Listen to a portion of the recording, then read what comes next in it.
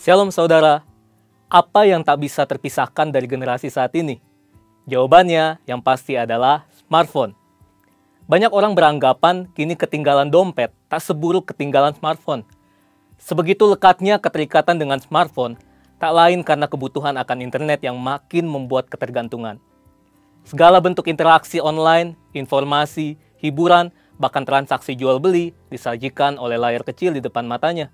Dr. David Schwem, seorang profesor dari Utah State University, mengadakan sebuah penelitian mengenai dampak penggunaan teknologi terhadap kualitas sebuah hubungan. Dari hasil penelitian tersebut, menunjukkan bahwa penggunaan gadget menyebabkan kerenggangan dalam waktu dan komunikasi, sehingga berdampak negatif dalam kualitas hubungan seseorang. Kalau pemakaian gadget dapat merenggangkan hubungan antar manusia, apalagi hubungan antara manusia dengan Tuhan yang tidak dapat dilihat secara jasmani. Oleh sebab itu, di dalam Voice of Pentecost kali ini, kita akan membahas mengenai keterasingan di dunia digital. Februari 2018, Barna Research meneliti lebih dari 1.500 anak muda berusia 18-29 tahun yang menggunakan smartphone. Jika dihitung, berarti mereka menghabiskan 115 hari dalam setahun hanya untuk menggunakan gadget. Meskipun gadget juga dapat digunakan untuk mengakses konten-konten rohani, namun survei membuktikan bahwa hanya 5,5% dari waktu tersebut yang digunakan oleh anak muda untuk membaca atau menonton konten yang dapat mendukung pertumbuhan iman mereka. Hal ini menyebabkan keterasingan yang mereka alami di dunia digital. Nah, memang Alkitab tidak pernah membahas keterasingan secara digital, tetapi bangsa Israel pernah diasingkan ke Babilonia selama 70 tahun. Kita bisa mengambil makna dan prinsip dari peristiwa itu. Sekitar tahun 597 sebelum Masehi, Nebukadnezar mengangkut bangsa Israel dan menawan mereka di Babilonia selama 70 tahun. Mereka ditindas, dijadikan sebagai pekerja rodi, dan lebih parahnya lagi, mereka dipaksa untuk beradaptasi dengan adat istiadat orang Babilonia. Artinya, mereka harus meninggalkan kebiasaan dan kultur yang sudah diwariskan dari nenek moyang mereka. Dalam masa pembuangan Babilonia, orang Israel harus hidup di negeri yang Allah dan kulturnya asing bagi mereka. Jika dibandingkan dengan peristiwa Alkitab ini, dunia yang kita hidupi saat ini bagaikan sebuah Babilonia digital. Tanpa sadar, orang seakan mendewakan dan mengabdikan hidup mereka untuk mengikuti ilah lain. Contohnya, figur publik, cinta akan uang, dan juga gaya hidup berfoya-foya yang dipertontonkan. Banyak orang berpikir, jika mereka tidak hidup mengikuti tren, maka mereka akan dianggap kuper, gak gaul, tidak relevan, dan dijauhi oleh teman-teman.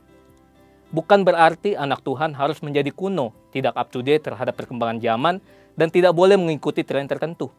Saat itulah anak-anak Tuhan tetap harus menunjukkan perbedaan dan justru bersinar di tengah pengasingan seperti Daniel, Sadrak, Mesak, dan Abednego. Berikut ini adalah prinsip yang harus dilakukan anak Tuhan untuk dapat menjadi saksi. Yang pertama, hidup dalam keintiman dengan Tuhan. Berdasarkan penelitian yang dilakukan oleh BRC Indonesia, ada sekitar 86,6% dari anak-anak muda yang memiliki kehidupan yang intim dengan Tuhan. Namun di sisi lain, ada juga anak muda yang masih mengalami anxiety attack ketika berhadapan dengan berbagai masalah dalam hidup. Survei Sinode GBI menunjukkan ada sekitar 36% kaum muda GBI yang masih mengalami hal ini. Daniel 6 ayat 11 mencatat bahwa Daniel menjaga keintimannya dengan Allah dengan berdoa kepada Allah 3 kali sehari. Sehingga tidak membuat iman Daniel gentar ketika ia dihukum masuk ke gua singa. Hidup dalam keintiman dengan Tuhan berarti secara rutin berbicara, mendengarkan, dan meresponi suara Roh Kudus dalam kehidupan sehari-hari. Yang kedua, tidak menyembah Allah lain. Sadrak, Mesak, dan Abednego dicampakkan ke perapian oleh Raja Nebukadnezar karena mereka menolak untuk menyembah Allah orang Babilonia. Mungkin saat ini kita tidak disuruh menyembah patung, tetapi hal ini bicara tentang sesuatu yang kita puja, kita utamakan, dahulukan, lebih kita sayangi, dan mungkin membuat kita mengutamakan hal ini dibandingkan kepada Tuhan. Ingat, hukum Taurat yang pertama juga berbunyi, jangan ada padamu Allah lain di hadapanku. Allah lain berarti idol, idola, pujaan, dan segala bentuk materi yang kita agungkan secara berlebihan. Yang ketiga, selektif dalam memilih apa yang dikonsumsi. Daniel juga berketetapan untuk tidak menajiskan dirinya dengan santapan raja dan dengan anggur yang biasa diminum raja.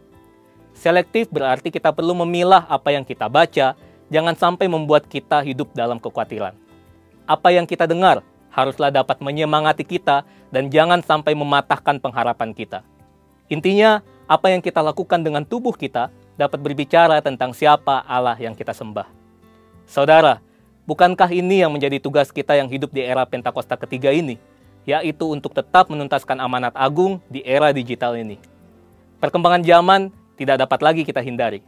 Kita tetap dapat bersinar dan menyuarakan suara Tuhan, asalkan kita hidup dalam keintiman dengan Tuhan.